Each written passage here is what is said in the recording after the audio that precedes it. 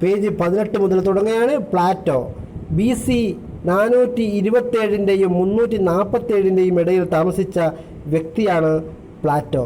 അഥവാ BC 5-ാം നൂറ്റാണ്ടിൽ എന്നാണ് അതിനെ പറയാറ്. സത്യത്തിൽ 5-ാം നൂറ്റാണ്ടല്ല, 3-ാം നൂറ്റാണ്ടാണെന്നാണ് എൻ്റെ അഭിപ്രായം. അല്ലെങ്കിൽ 4-ാം നൂറ്റാണ്ട് എന്നൊക്കെ പറയേണ്ടി വരും.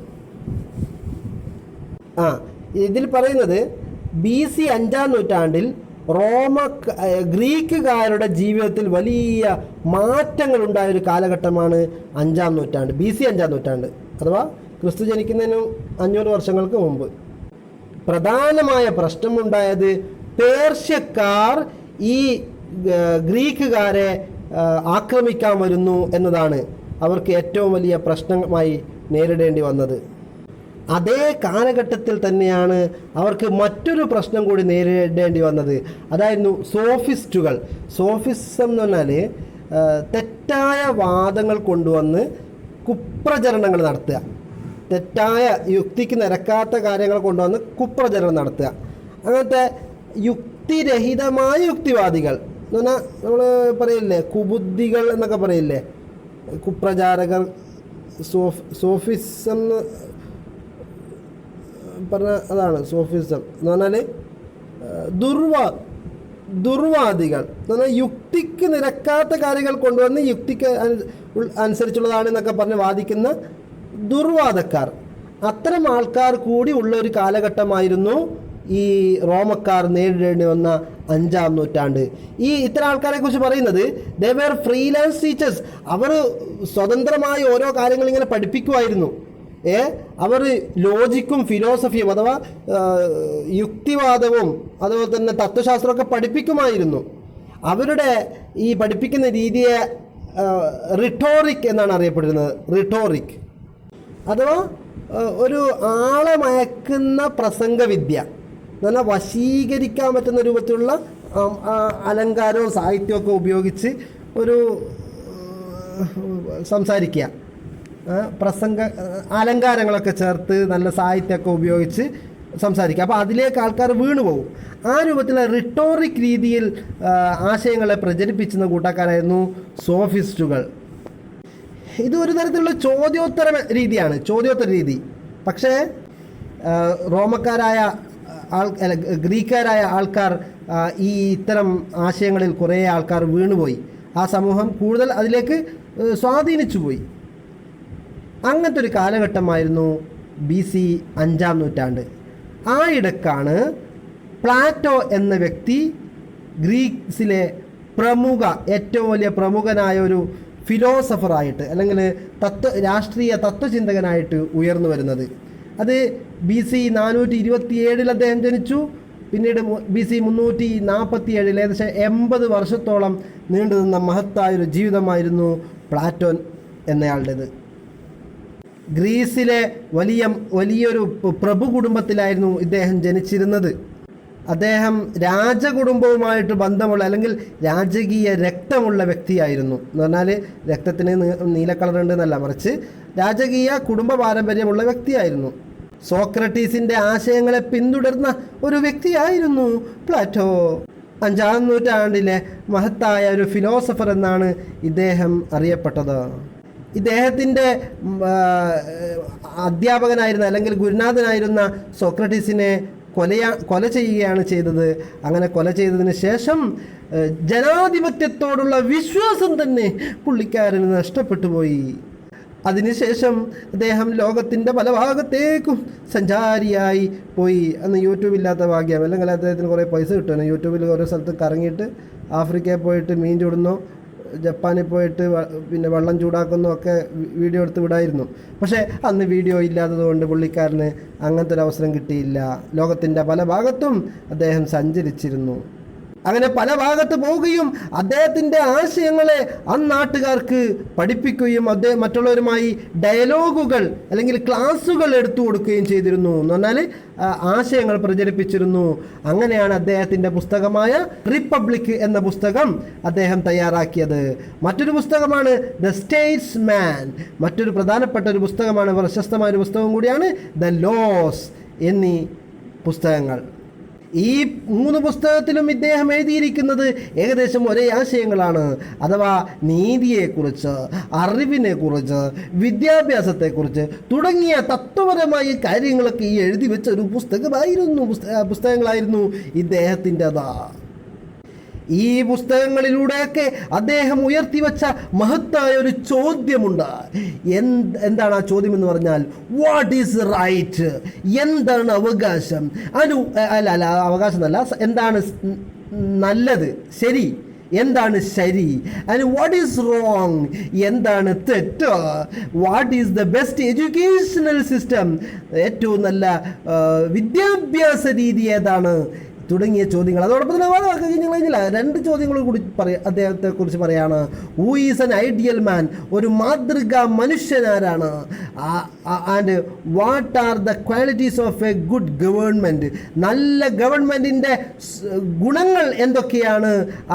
നല്ല ഗവൺമെൻറ് ആയിരിക്കണമെങ്കിൽ എന്തൊക്കെ ഗുണങ്ങൾ വേണമെന്ന് വരെ ഇദ്ദേഹത്തിൻ്റെ പുസ്തകങ്ങളിൽ നിരവധി സ്ഥലങ്ങളിൽ എഴുതി വെച്ചതായിട്ട് നമുക്ക് കാണാൻ പറ്റില്ല, കണ്ടവർക്ക് പറയാൻ പറ്റും. നമ്മളിവിടെ കാണുന്നില്ലല്ലോ. അദ്ദേഹത്തിൻ്റെ പുസ്തകം ആരോ വായിച്ചിട്ടുണ്ടോ?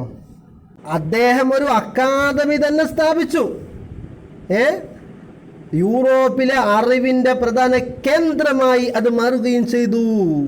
പുരാതന യൂറോപ്പിലെ ആദ്യത്തെ യൂണിവേഴ്സിറ്റി ആയിരുന്നു ഈ അക്കാദമി. കാലിക്കറ്റ് യൂണിവേഴ്സിറ്റി പോലെ ആയിരിക്കുമോ? പരീക്ഷ ഇന്നുണ്ടാവുന്ന പറഞ്ഞിട്ട് നാളെ ഉണ്ടാവുന്ന ഇന്ന് നടത്തുക തുടങ്ങിയ രൂപത്തിലുള്ള കാലിക്കറ്റ് യൂണിവേഴ്സിറ്റി പോലത്തെ ആയിരുന്നോ? അല്ല മക്കളെ, അല്ല.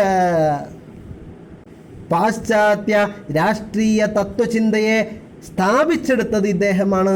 അങ്ങനെ 81-ാമത്തെ വയസ്സിൽ അദ്ദേഹം ഇവിടുന്ന് യാത്രയാവുകയാണ്. ഇദ്ദേഹത്തിൻ്റെ ചില ആശയങ്ങളെയാണ് ഇനി വിശദീകരിക്കുന്നത്.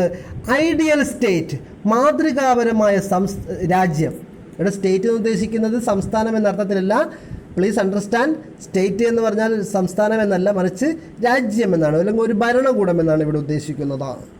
ഒരു മാതൃകാ ഭരണകൂടം അല്ലെങ്കിൽ മാതൃകാ രാജ്യം എങ്ങനെയായിരിക്കണം എന്നതിനെക്കുറിച്ച് പ്ലാറ്റോയുടെ ആശയങ്ങളാണ് ഇനി പറയാൻ പോകുന്നത്. പേജ് നമ്പർ 19 എല്ലാവർക്കും കമോൺ.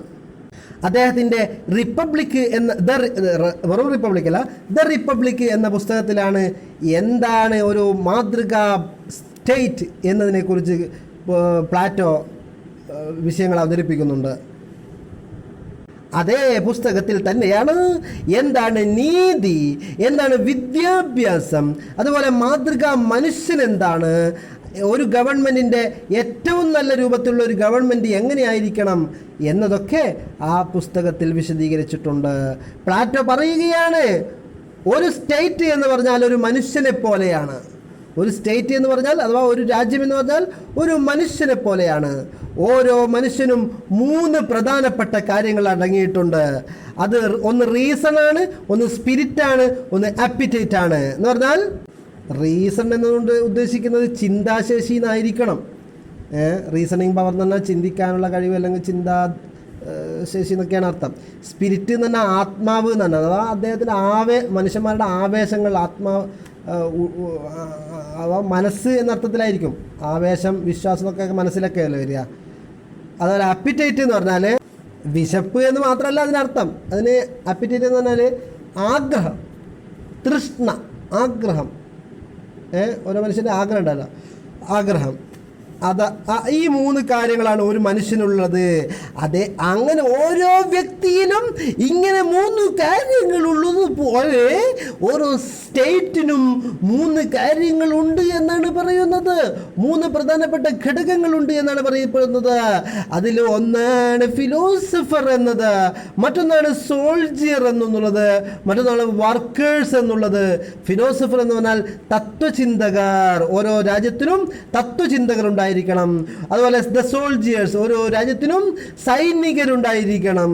ഓരോ രാജ്യത്തിനും വർക്കേഴ്സ് എന്ന 3ാമത്തെ വിഭാഗം ഉണ്ടായിരിക്കണം. അങ്ങനെ 3 വിഭാഗം, 3 ഘടകങ്ങൾ ഉണ്ടെങ്കിൽ ഒരു രാജ്യമുണ്ടാകൂ എന്നാണ് ഇദ്ദേഹം പറയുന്നത്, പ്ലാറ്റോ. ഇതിലെ ഓരോന്നിനും 3 കാര്യങ്ങൾ പറയല്ലോ, അതിലെ ഓരോന്നിനും അതിൻ്റെതായ പ്രത്യേകതകളും അതിൻ്റെതായ സ്വഭാവങ്ങളും ഉണ്ട് എന്ന് ഇദ്ദേഹം സ്ഥാപിക്കുകയാണ്. ഒരു തത്വചിന്തകനിൽ ഉണ്ടായിരിക്കേണ്ടതാണ് റീസൺ. റീസൺ എന്ന് പറഞ്ഞാൽ ചിന്താശേഷി. ഓരോ തത്വചിന്തകൻ്റെ കയ്യിലും മനസ്സിലും ഈ റീസൺ ഉണ്ടായിരിക്കണം. ഓരോ തത്വചിന്തകരിലും റീസൺ ഉണ്ടായിരിക്കണം എന്ന് പറഞ്ഞാൽ ചിന്താശേഷി ഉണ്ടായിരിക്കണം. ഇതിനർത്ഥം ഇൻ്റലക്ച്വലായിട്ട് ചിന്തിക്കാൻ കഴിയുക എന്ന് പറഞ്ഞാൽ, ഇൻ്റലക്ച്വൽ എന്ന് പറഞ്ഞാൽ ബുദ്ധി ഉപയോഗിച്ച് എന്നർത്ഥം. ചിന്തിക്കലും ബുദ്ധി ഉപയോഗിച്ചല്ലേ, അങ്ങനെ പറയേണ്ട ആവശ്യമുണ്ടാ? പുള്ളിക്കാരൻ അങ്ങനെ പറഞ്ഞു, നമ്മളെന്താ ചെയ്യാനാ? അപ്പോൾ ഏതായാലും ബുദ്ധി ഉപയോഗിച്ച് ചിന്തിക്കാനുള്ള കഴിവുണ്ടായിരിക്കണം. ഇനി സ്പിരിറ്റ് എന്ന് പറഞ്ഞല്ലോ, ആത്മാവ് അല്ലെങ്കിൽ വിശ്വാസം എന്നൊക്കെ പറയല്ലേ, അത് സോൾജറിലാണ് ഉണ്ടായിരിക്കേണ്ടത്. ഓരോ സോൾജറിലും ഓരോ സൈനികനിലും സ്പിരിറ്റ് ഉണ്ടായിരിക്കണം. സ്പിരിറ്റ് എന്ന് പറഞ്ഞാൽ ആവേശം എന്നാണ് വെക്കാം. രാജ്യത്തോടുള്ള അഗാധമായ ആ കൂറ് അല്ലെങ്കിൽ ആവേശം അല്ലെങ്കിൽ ആ ഉള്ളിലുള്ള വിശ്വാസം ഇത് ഉണ്ടായിരിക്കണം. അതിനർത്ഥം ധൈര്യം ഉണ്ടായിരിക്കണം. കറേജ് എന്ന് പറഞ്ഞാൽ ധൈര്യം. വാലർ എന്ന് പറഞ്ഞാലും ഒരു അർത്ഥത്തിൽ ധൈര്യം അല്ലെങ്കിൽ ശൗര്യം അല്ലെങ്കിൽ ധീരത എന്നൊക്കെ പറയും. ധീരത എന്നാണ് അതിനർത്ഥം. അഥവാ ഓരോ സോൾജറിലും ധീരത ഉണ്ടായിരിക്കണം. Appetite exist in workers. വർക്കേഴ്സിലാണ്, workers എന്ന് പറഞ്ഞാൽ തൊഴിലാളികളാണ് അപ്പിറ്റേറ്റ് ഉണ്ടായിരിക്കണം എന്ന് പറഞ്ഞാൽ പിന്നെ നേടിയെടുക്കാനുള്ള ആഗ്രഹം, തൃഷ്ണ ഉണ്ടായിരിക്കേണ്ടത്. It means great interest to work and produce result immediately. അധ്വാനിക്കാനും അതിലൂടെ പ്രൊഡക്ഷൻ ഉണ്ടാക്കാനും ഉൽപ്പന്നങ്ങൾ നിർമ്മിക്കാനുമുള്ള ഒരു മഹത്തായ താല്പര്യം ഈ തൊഴിലാളികളിൽ ഉണ്ടായിരിക്കണം. ഈ 3 കാര്യങ്ങൾ വ്യക്തികളിലുള്ളതുപോലെ സ്റ്റേറ്റിനും ഉണ്ടായിരിക്കണം എന്നാണ് ഇദ്ദേഹം പറയുന്നത്. അഥവാ ഓരോ ഫിലോസഫറിലും ഉണ്ടായിരിക്കേണ്ട സ്വഭാവം, അത് അതിൻ്റെ എന്താണ് പറയുക, വിശേഷണം. ഓരോ ഫിലോസഫറിലും ഉണ്ടായിരിക്കേണ്ട വിശേഷണം വിസ്ഡമാണ് എന്ന് പറഞ്ഞാൽ വിവേകമാണ്. ഓരോ സോൾജറിലും ഉണ്ടായിരിക്കേണ്ട ക്വാളിറ്റി അത് കറേജാണ് എന്ന് പറഞ്ഞാൽ, കറേജ് എന്ന് പറഞ്ഞാൽ ധൈര്യമാണ്. ഓരോ തൊഴിലാളികളിലും ഉണ്ടായിരിക്കേണ്ട സ്വഭാവമാണ് അപ്പിറ്റേറ്റ് എന്ന് പറഞ്ഞാൽ തൃഷ്ണ, ആഗ്രഹം. ഓരോ സ്റ്റേറ്റും ഉണ്ടാവാൻ ചില കാരണങ്ങളുണ്ടായിരിക്കും. അതിൽ ഏറ്റവും അടിസ്ഥാനമായ കാരണമെന്ന് പറഞ്ഞാൽ സാമ്പത്തിക നേട്ടങ്ങൾ അല്ലെങ്കിൽ സാമ്പത്തികമായ ലക്ഷ്യങ്ങളാണ് ഓരോ സ്റ്റേറ്റും ഓരോ രാജ്യവും ഉണ്ടാവാനുള്ള പ്രധാന കാരണം പറയുന്നത്. ഓരോ മനുഷ്യനും അല്ലെങ്കിൽ ഓരോ സമൂഹവും ആവശ്യപ്പെടുന്നത് അവരുടെ ഫുഡും ഫുഡ് തന്നെ ഭക്ഷണം, അവരുടെ ഭക്ഷണവും മറ്റ് ആവശ്യങ്ങളും നേടിയെടുക്കാൻ എന്താണ് പറയുക, അവരുടെ ഭക്ഷണവും അവരുടെ മറ്റു ആവശ്യങ്ങളും നേടിയെടുക്കാനുള്ള സാധനങ്ങൾ ഉണ്ടായിരിക്കാൻ വേണ്ടി ഓരോ ആളും ഉദ്ദേശിക്കുന്നു. അതുകൊണ്ട് തന്നെ ഓരോ രാജ്യത്തും സാമ്പത്തിക പ്രവർത്തനങ്ങൾ ചെയ്യുന്ന മനുഷ്യന്മാരുണ്ടായിരിക്കേണ്ടതുണ്ട്. അതിൽ ആ രാജ്യത്തെ തൊഴിലാളികളാണ് ഇത്തരം സാമ്പത്തിക പ്രവർത്തനങ്ങളിൽ ഏർപ്പെടുന്നത്. രണ്ടാമതായി ഒരു രാജ്യമുണ്ടാവാനുള്ള പ്രധാന കാരണം ജനങ്ങൾക്ക് സുരക്ഷിതത്വം വേണം. ആ രാജ്യത്തെയും ജനങ്ങളെയും സംരക്ഷിക്കാൻ വേണ്ടി സോൾജിയേഴ്സ് അഥവാ സൈനികർ പ്രവർത്തിക്കുന്നു. അത്തരം പ്രവർത്തനങ്ങളിൽ സൈനികർ ഏർപ്പെടുന്നു. മൂന്നാമതായിട്ട് അവിടെ ഒരു ഗവൺമെൻറ് വേണം. അഥവാ ഒരു സംസ്ഥാനത്ത് സംസ്ഥാനമല്ല, സ്റ്റേറ്റ് ഉദ്ദേശിച്ചാൽ സംസ്ഥാനമല്ല, ഇവിടെ രാജ്യമെന്നാണ് ഉദ്ദേശിക്കുന്നത്. ഓരോ രാജ്യത്തും ഗവൺമെൻറ് ആവശ്യമാണ്. അവിടുത്തെ ഫിലോസഫേഴ്സാണ് അഥവാ തത്വചിന്തകന്മാരാണ് ഗവൺമെൻറ് എന്ന ആശയത്തെ ഏറ്റെടുത്ത് നടത്തുന്നത്. അഥവാ പ്ലാറ്റോയെ സംബന്ധിച്ചോളം ഒരു ഫിലോസഫർ എന്ന് പറഞ്ഞാൽ ഒരു രാജാവാണ്. ഒരു രാജാവിൻ്റെ അതേ സ്ഥാനത്താണ് ഫിലോസഫർ ഉള്ളത് എന്ന് പറഞ്ഞാൽ ഇദ്ദേഹം പറയുന്നത് ഫിലോസഫർ എന്ന് പറഞ്ഞാൽ ഒരു രാജാവാണ് എന്നാണ്. ആ ഫിലോസഫർ രാജാവിലൂടെയാണ് ആ രാജ്യം, ഫിലോസഫി എന്ന ആ രാജ്യത്തെ ഭരിക്കുന്നത്. അല്ലെങ്കിൽ there is the rule of philosophy. ഈ ഒരു ഫിലോസഫിയുടെ ഭരണമാണ് അവിടെ നടപ്പിലാകുന്നത്. ഫിലോസഫറായ രാജാവിലൂടെ അവിടെ ഫിലോസഫിയുടെ നിയമങ്ങളാണ് അവിടെ നടപ്പിലാകുന്നത്. അദ്ദേഹമാണ് ആ രാജ്യത്തിൻ്റെ ഹെഡ്, തലവൻ. ഓരോ ഫിലോസഫറും അഥവാ ഫിലോസഫറായ രാജാവ് എന്ന് പറഞ്ഞാൽ രാജാവായ ഫിലോസഫർ എന്ന് പറഞ്ഞാൽ അവിടുത്തെ ഭരണാധികാരിയാണ്. ആ ഭരണാധികാരിയാണ് ഫിലോസഫർ. ആ തത്വചിന്തകൻ യുക്തി അല്ലെങ്കിൽ ബുദ്ധിയെയാണ് പ്രതിനിധീകരിക്കുന്നത്. യുക്തിയെയാണ് ഓരോ ഫിലോസഫറും പ്രതിനിധീകരിക്കുന്നത്. ഒരു രാജ്യത്തിൻ്റെ ഭരണപരമായ പ്രവർത്തനങ്ങളിൽ ഏർപ്പെടുന്നത് ഈ ഫിലോസഫറാണ്. ഈ ഫിലോസഫർ രാജാവാണ് അവിടെ നിയമങ്ങൾ ഉണ്ടാക്കുന്നത്. പക്ഷേ ഒരു കാര്യം പറയട്ടെ, ഇദ്ദേഹം ഉണ്ടാക്കുന്ന നിയമങ്ങൾക്കും മേലെയാണ് ഈ ഫിലോസഫർ. ഒരിക്കലും അയാളെയും കൂടി ഭരിക്കുന്ന ഒരു നിയമങ്ങൾ ഉണ്ടാക്കുകയില്ല. മറിച്ച് ആ നിയമങ്ങൾ ഉണ്ടാക്കുന്നത് മറ്റുള്ളവർക്ക് വേണ്ടിയാണ്. നിയമങ്ങളുടെ മേലെയാണ് ഈ ഫിലോസഫർ. പക്ഷേ ഒരു യഥാർത്ഥ ഫിലോസഫർ എപ്പോഴും സ്റ്റേറ്റ്സ്മാൻ ആയിരിക്കും. എന്ന് പറഞ്ഞാൽ യഥാർത്ഥ സ്റ്റേറ്റ്സ്മാൻ ആയിരിക്കും. എന്ന് പറഞ്ഞാൽ രാജ്യത്തിൻ്റെ പുരോഗതിക്ക് വേണ്ടി പ്രവർത്തിക്കുന്നയാളായിരിക്കും. അഥവാ അദ്ദേഹം നീതിമാനായിരിക്കും. സ്റ്റേറ്റ്സ്മാൻ എന്നുള്ളതിൻ്റെ വാക്കർത്താണ് നീതിമാൻ. അങ്ങനെ നീതിമാനാകുമ്പോൾ എല്ലാവർക്കും നീതിയോടുകൂടി ഭരണം നടത്തുന്ന ഒരു ഫിലോസഫർ ആയിരിക്കും അദ്ദേഹം. അപ്പോൾ നമുക്ക് പ്ലാറ്റോ ആവിഷ്കരിക്കുന്ന ഈ രാജ്യത്ത്, പ്ലാറ്റോ ആണല്ലോ ഇത്തരം ആശയങ്ങൾ പ്രചരിപ്പിച്ചത്, അദ്ദേഹത്തിൻ്റെ രാജ്യം എന്ന സങ്കല്പത്തിൽ തൊഴിൽ വിഭജനമുണ്ട്, പ്രവർത്തനങ്ങൾ സ്പെഷ്യലൈസേഷൻ ഉണ്ട്. കാരണം തൊഴിൽ ചെയ്യാൻ വേണ്ടി തൊഴിലാളികൾ, രാജ്യം കാക്കാൻ വേണ്ടി സൈനികർ,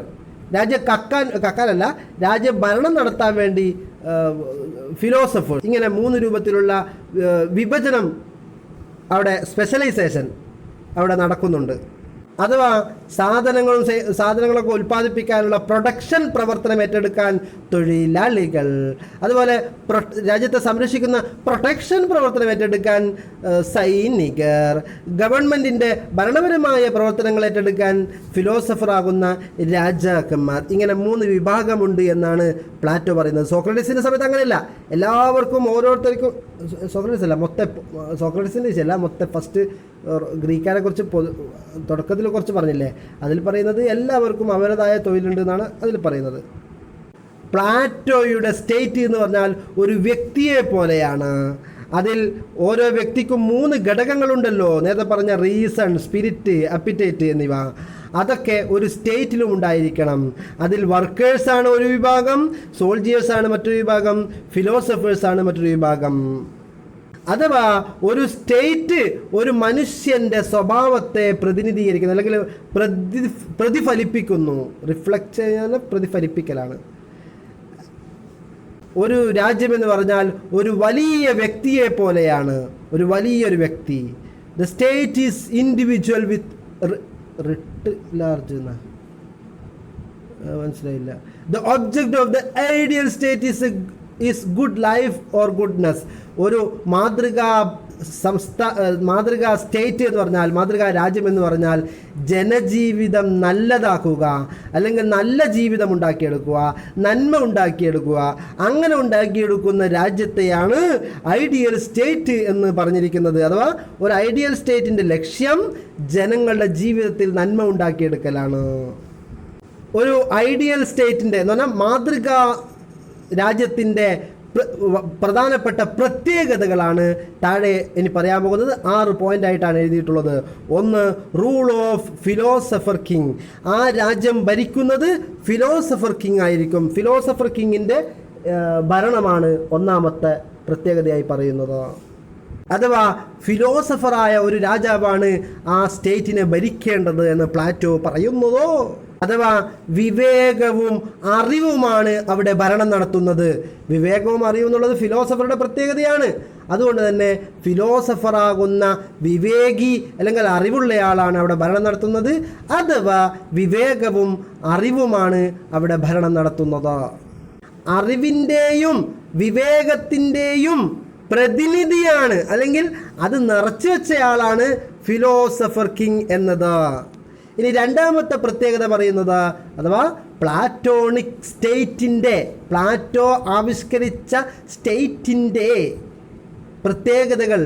2ാമത്തെ പറയുന്നത് equality of men and women. ആണും പെണ്ണും സമത്വമുള്ളവരായിരിക്കും.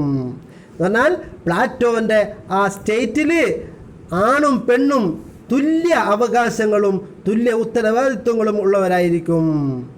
അവർക്ക് സമൂഹത്തിൽ ഒരേ പദവിയായിരിക്കും. അവർ രണ്ടുപേർക്കും ഒരേ വിദ്യാഭ്യാസമാണ് നൽകേണ്ടത്, ഒരേ വിദ്യാഭ്യാസമാണ് ഉണ്ടായിരിക്കേണ്ടത് എന്നും ഇദ്ദേഹം പറയുന്നു. മൂന്നാമതായി പ്രത്യേകത പറയുന്നത് സ്റ്റേറ്റ് കൺട്രോൾഡ് എഡ്യൂക്കേഷൻ സിസ്റ്റം, അഥവാ അവിടുത്തെ വിദ്യാഭ്യാസം ഗവൺമെൻറ്റിൻ്റെ കീഴിലായിരിക്കണം. അഥവാ ഗവൺമെൻറ്റാണ് അവിടുത്തെ വിദ്യാഭ്യാസ സമ്പ്രദായത്തെ ഏറ്റെടുത്ത് നടത്തേണ്ടത്. ഓരോ സ്റ്റേറ്റും അവരുടെ കീഴിലുള്ള ജനങ്ങൾക്ക് വിദ്യാഭ്യാസം നൽകാനുള്ള പൂർണ്ണമായ സ്കീം തയ്യാറാക്കിയിരിക്കണം. അത് എന്തിനാണ് ഈ വിദ്യാഭ്യാസം ഗവൺമെൻറ്റിൻ്റെ കയ്യിലാവാൻ കാരണമെന്ന് പറഞ്ഞത്? അത് സാമൂഹ്യ നീതിയും വ്യക്തിപരമായ നീതിയും നടപ്പിലാക്കാൻ വേണ്ടിയാണ്. ഗവൺമെൻറ്റിൻ്റെ കീഴിലുള്ള വിദ്യാഭ്യാസം എന്ന് പറഞ്ഞാൽ എല്ലാവർക്കും പ്രാപ്യമായത് എന്നർത്ഥം, എല്ലാവർക്കും അതിൽ ചേർന്ന് പഠിക്കാൻ കഴിയുമെന്നർത്ഥം. ആ രൂപത്തിലുള്ള വിദ്യാഭ്യാസത്തിനാണ് പ്ലാറ്റോണിക് സ്റ്റേറ്റ് പ്രാധാന്യം കൊടുത്തിരിക്കുന്നത്. നാലാമത്തെ പ്രത്യേകതയായി പറയുന്നത് ഫങ്ഷണൽ സ്പെഷ്യലൈസേഷൻ ആണ്, അഥവാ പ്രവർത്തനങ്ങളിൽ ചിലത് ചിലർക്ക് വിട്ടുകൊടുത്തിരിക്കുകയാണ്. അഥവാ ആ രാജ്യത്തെ പ്ലാറ്റോണിക് സ്റ്റേറ്റിൻ്റെ പ്രവർത്തനങ്ങൾ ഓരോ വിഭാഗത്തിനായി വിധിച്ചു കൊടുത്തിരിക്കുകയാണ്. ഓരോ ജോലി ചെയ്യാൻ ഒരു പ്രത്യേക വിഭാഗം ജനങ്ങളുണ്ട്. ഫിലോസഫർ ചെയ്യേണ്ട പണി ഗവൺമെൻറ്റിൻ്റെ പ്രവർത്തനങ്ങൾ ഏറ്റെടുത്ത് നടത്തലാണ്. സോൾജിയറിൻ്റെ പണി രാജ്യത്തെ സംരക്ഷണം, മലയാളം ആദ്യം പഠിക്കുക, സംരക്ഷണം ഏറ്റെടുത്ത് നടത്തലാണ് സോൾജിയർ അഥവാ സൈന്യത്തിൻ്റെ തൊഴിൽ. എന്നാൽ തൊഴിലാളികളാവുന്ന ആൾക്കാരുടെ പണി സാമ്പത്തികമായ ഉൽപ്പന്നങ്ങൾ നടത്തുക, സാമ്പത്തിക ഉൽപ്പാദനം നടത്തുക എന്നുള്ളതാണ് അദ്ദേഹം പറയുന്നത്. അഞ്ചാമത്തെ പ്രത്യേകതയായി പറയുന്നത് പ്ലാറ്റോണിക് സ്റ്റേറ്റിൻ്റെ അഞ്ചാമത്തെ പ്രത്യേകതയാണ് പറയുന്നത് communism of wives and property. അവിടെ കമ്മ്യൂണിസം വന്ന പിണറായി വിജയനെല്ലാം പറഞ്ഞേക്കുക, ഇത് കമ്മ്യൂണിസ്റ്റുകാരുണ്ടാക്കിയത് പുസ്തകമായിരിക്കുമോ? ആണെങ്കിൽ നോക്കണേ, നമുക്ക് പഠിക്കല്ലേ വേണ്ടു. ഏതായാലും in Platonic state only the lower class can have family and private property. സമൂഹത്തിലെ താഴേക്കിടയുള്ള ജനങ്ങൾക്ക് സ്വകാര്യ സ്വത്തും അതുപോലെ കുടുംബവും ഉണ്ടാവാൻ പാടുള്ളൂ എന്നാണ് പറയുന്നത്. അത് വല്ലാത്ത ചതിയായിപ്പോയി കേട്ടോ. ഒരാൾ ഇനി മേൽജാതിയിൽ എന്നാണ് ഉന്നത വർഗത്തിൽ പെടാൻ താല്പര്യപ്പെടില്ല. സ്വകാര്യ സ്വത്ത് എല്ലാവർക്കും വേണമെന്ന് നിർബന്ധമൊന്നുമില്ല, പക്ഷെ ഏതായാലും ശരിയില്ല. സ്വകാര്യ സ്വത്തും കുടുംബവും ഉണ്ടായിരിക്കേണ്ടത് ലോവർ ക്ലാസ്സിനാണ്. ലോവർ ക്ലാസ് എന്ന് പറഞ്ഞാൽ താഴ്ന്ന വർഗം, അഥവാ അവരല്ലേ അധ്വാനിക്കുന്നത്, അവരല്ലേ പോയി തൊഴിലെടുക്കുന്ന തൊഴിലാളികൾ. അവർക്ക് അതില്ലല്ലോ, അവർക്ക് സ്വകാര്യ സ്വത്തോ മറ്റൊന്നും ഉണ്ടാവില്ല. അത് തൊഴിലെടുക്കുന്ന കൂട്ടക്കാർക്ക് മാത്രമാണ്. ഞാൻ എന്തെങ്കിലും വായിക്കുന്നതല്ലേ പുസ്തകത്തിൽ നോക്ക്. Communism of wives and property in Platonic state. പ്ലാറ്റോയുടെ ഭാവനാ രാജ്യത്ത് ഓൺലി ദ ലോവർ ക്ലാസ്, താഴേക്കിടയുള്ള ജനങ്ങൾക്ക് മാത്രമാണ് ക്യാൻ ഹാവ് ഫാമിലി, കുടുംബം ഉണ്ടായിരിക്കേണ്ടതും ആൻഡ് പ്രൈവറ്റ് പ്രോപ്പർട്ടി, സ്വകാര്യ സ്വത്ത് ഉണ്ടായിരിക്കേണ്ടതും. For the upper classes of the soldier and philosophers, ഫിലോസഫറിലെയും ചിന്തകന്മാരിലെയും സൈനികരിലെയും ഉയർന്ന വിഭാഗങ്ങൾക്ക് there is only the communism of wives and property. അവർക്ക് സ്വത്തും ഭാര്യമാരും കമ്മ്യൂണിസമാണ്. കമ്മ്യൂണിസം എന്ന് പറഞ്ഞാൽ പൊതുവായതാണ്. കുടുങ്ങിയല്ലോ. പൊതു സ്വത്തൊക്കെ പൊതു ഭാര്യ എന്ന് പറഞ്ഞാൽ നടക്കുമോ? അവർക്ക് പൊതുവായിട്ടുള്ള ഇതേ ഉണ്ടാവാൻ പാടുള്ളൂ എന്നാണ് പറയുന്നത്. എന്തായാലും ഞാനറിയില്ല, ഈ പുസ്തകത്തിലുള്ളത് പോലെ വായിച്ചു തന്നു.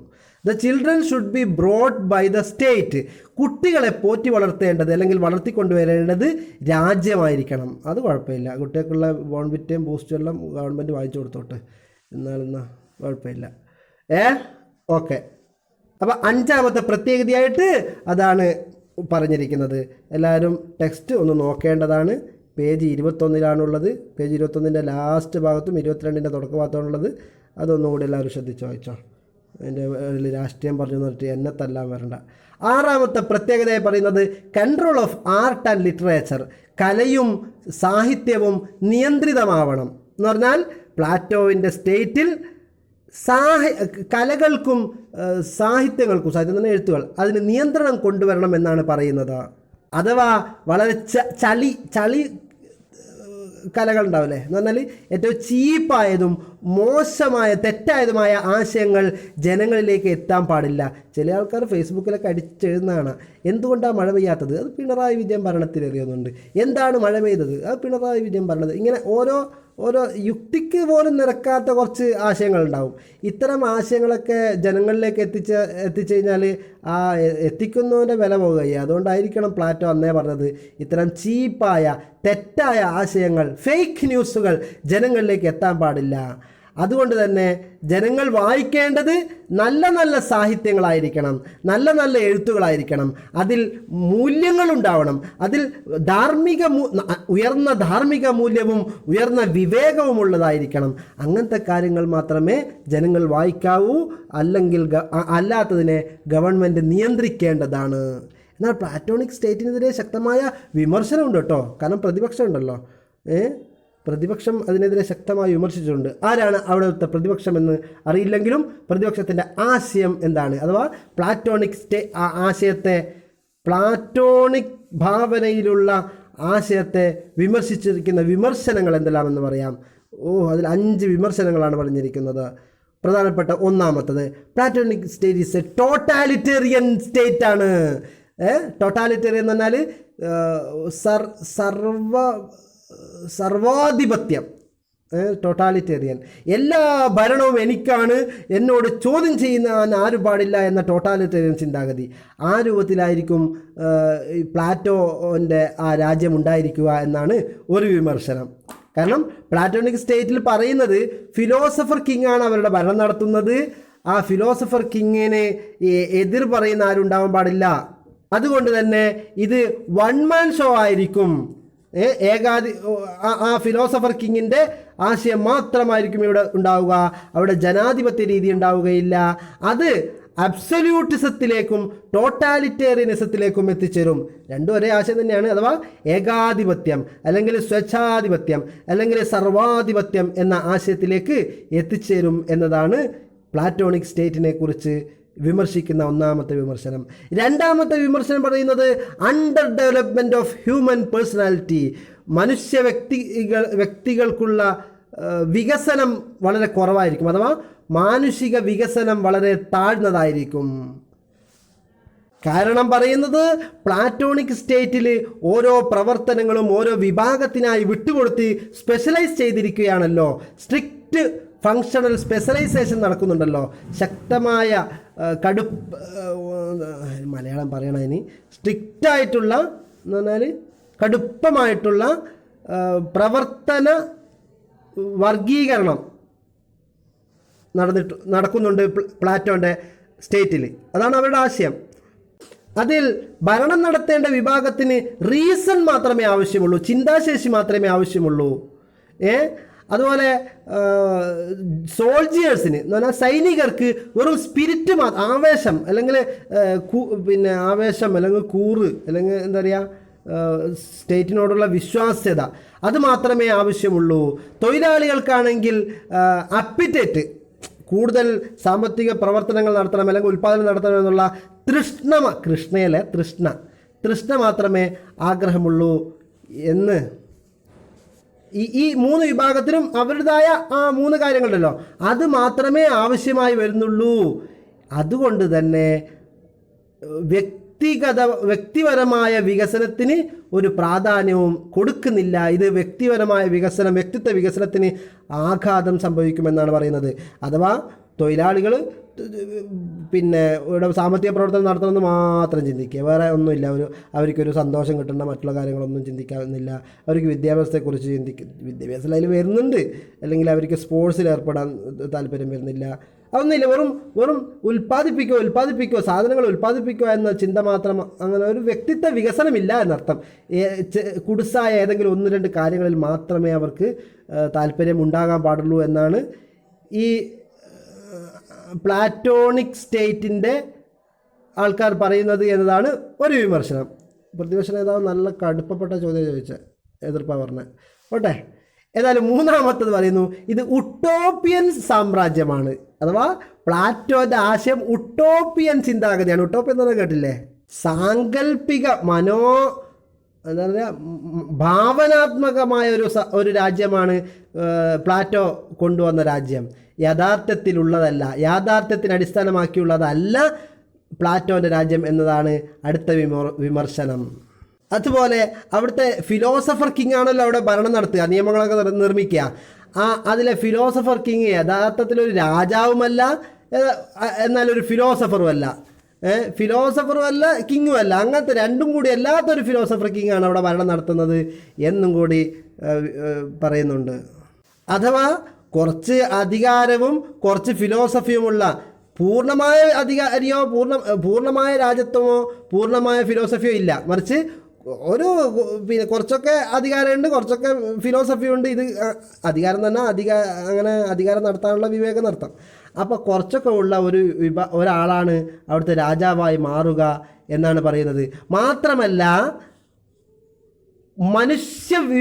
മനുഷ്യത്വ വിരുദ്ധമായ communism of wives and property എന്ന ആശയം കൂടി ഈ പ്ലാറ്റോൻ്റെ സ്റ്റേറ്റിലുണ്ട് എന്നാണ് മറ്റൊരു വിമർശനമായി പറയുന്നത്. ഇത് മനുഷ്യ പ്രകൃതത്തിന് തന്നെ വിരുദ്ധമാണ്. എന്താണ് communism of wives and property എന്ന് പറഞ്ഞാൽ മനസ്സിലായല്ലോ? അഥവാ സ്വത്തും ഭാര്യമാറും പൊതു സ്വത്താണ് എന്ന് പറഞ്ഞാൽ ഒരു 10 ഏക്കർ സ്ഥലം ഉണ്ടെങ്കിൽ ആ 10 ഏക്കർ സ്ഥലത്തിന് പിന്നെ മുതിർന്ന അത് നമ്മൾ പറഞ്ഞ ഓർമ്മയില്ലേ, താഴ്ന്ന വർഗ്ഗക്കാർക്കാണ് സ്വന്തമായി ഭൂമിയുണ്ട്, സ്വന്തമായി ഭാര്യ ഒക്കെ ഉണ്ട്.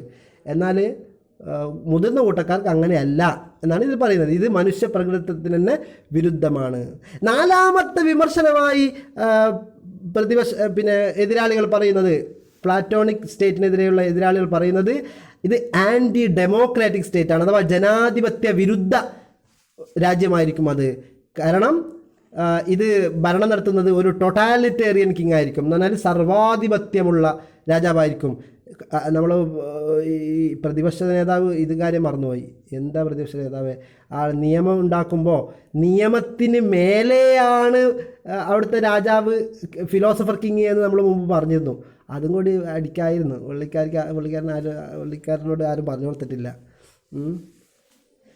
ഏതായാലും പുള്ളിക്കാരനല്ല കേട്ടോ, കുറച്ച് ഇവിടുത്തെ പ്രതിപക്ഷ നേതാവല്ല, കുറച്ച് പ്ലാറ്റോയുടെ ആശയത്തിന് എതിർക്കുന്ന ആൾക്കാർ. അപ്പോൾ പ്ലാറ്റോൻ്റെ ആശയത്തിന് എതിർത്തയാൾ പറയാണ് പ്ലാറ്റോൻ്റെ രാജ്യമെന്ന് പറഞ്ഞാൽ, അവിടുത്തെ രാജാവെന്ന് പറഞ്ഞാൽ സർവാധിപത്യ രാജാവാണ്, അതുകൊണ്ട് തന്നെ അത് ജനാധിപത്യ വിരുദ്ധ രാജ്യമായിരിക്കും അത് എന്നാണ് പറയുന്നത്. ഇനി വിമർശകർ ഒരു വിമർശനം കൂടി നടത്തുന്നത് താഴേക്കിടയിലുള്ള ആൾക്കാർക്ക് വിദ്യാഭ്യാസം ലഭിക്കില്ല എന്നതാണ് മറ്റൊരു പ്രശ്നമായി പറയുന്നത്. പ്ലാറ്റോവിൻ്റെ ഭാവനാ സ്റ്റേറ്റിൽ താഴേക്കിടയിലുള്ള വിഭാഗത്തിന് വിദ്യാഭ്യാസത്തിനുള്ള ഒരു സാധ്യതയും ഒരു ഓപ്പർച്യൂണിറ്റി ഓപ്പർച്യൂണിറ്റിൻ്റെ ഇംഗ്ലീഷ് എന്താ, മലയാളം എന്താ, ഓപ്പർച്യൂണിറ്റി ഒരവസരവും ഇല്ല എന്നാണ് പ്ലാറ്റോ പറയുന്നത്. അതേസമയം മുതിർന്ന കൂട്ടക്കാർക്ക് 50 വയസ്സിൽ വരെ വിദ്യാഭ്യാസം നേടാം, 50 വയസ്സായാൽ പോലും വിദ്യാഭ്യാസം നേടാം എന്നാണ് പറയുന്നത്. താഴേക്കടയുള്ള ആൾക്കാർ തൊഴിലെടുക്കൽ തന്നെ, ഉൽപ്പാദനം നടത്താനും മറ്റൊക്കെയുള്ള തൊഴിലെടുക്കൽ തന്നെ അവരുടെ പണി. എന്നാൽ ഉന്നത കൂട്ടക്കാരായ സൈനികർ, അതേപോലെ ഫിലോസഫർ, ഇവർക്കൊക്കെ 50 വയസ്സ് വരെ വിദ്യാഭ്യാസം നടത്താമെന്നാണ് പറയുന്നത്. പക്ഷേ ഇപ്പോഴത്തെ കമ്മ്യൂണിസം അതല്ല. ഇപ്പോഴത്തെ കമ്മ്യൂണിസം പറയുന്നത് 96 വയസ്സിന് വിദ്യാഭ്യാസം നടത്താമെന്നാണ്. കാരണം 104 വയസ്സായ ഒരു അമ്മയാണ് സാക്ഷരതാ മിഷനിലൂടെ വിദ്യാഭ്യാസം നേടിയിട്ട് അങ്ങ് ഡൽഹിയിലെങ്ങാറ്റുള്ള ഒരു പത്രത്തിലൊരു ഫോട്ടോ അടക്കം വന്നത്. 104 വയസ്സായിട്ട്. പെണ്ണുങ്ങൾക്കാണെങ്കിൽ 94% മാർക്കും. മൊത്തം 100 മാർക്കിൻ്റെ 94 മാർക്ക് നമുക്കറിയാമല്ലേ, A+ എല്ലാം കിട്ടുന്നല്ലേ. ഏതായാലും നമുക്ക് ഈ ഓഡിയോ ഇവിടെ അവസാനിപ്പിക്കാം. കാരണം 30 ചില മിനിറ്റായിപ്പോയി. ഏകദേശം 22ാമത്തെ പേജ് കഴിഞ്ഞ് 23ാമത്തെ പേജിലാണ് ഇനിയുള്ളത്. പ്ലാറ്റോണിക് കൺസെപ്റ്റ് ഓഫ് ജസ്റ്റിസ് ആണ് ഇനി പറയാനുള്ളത്.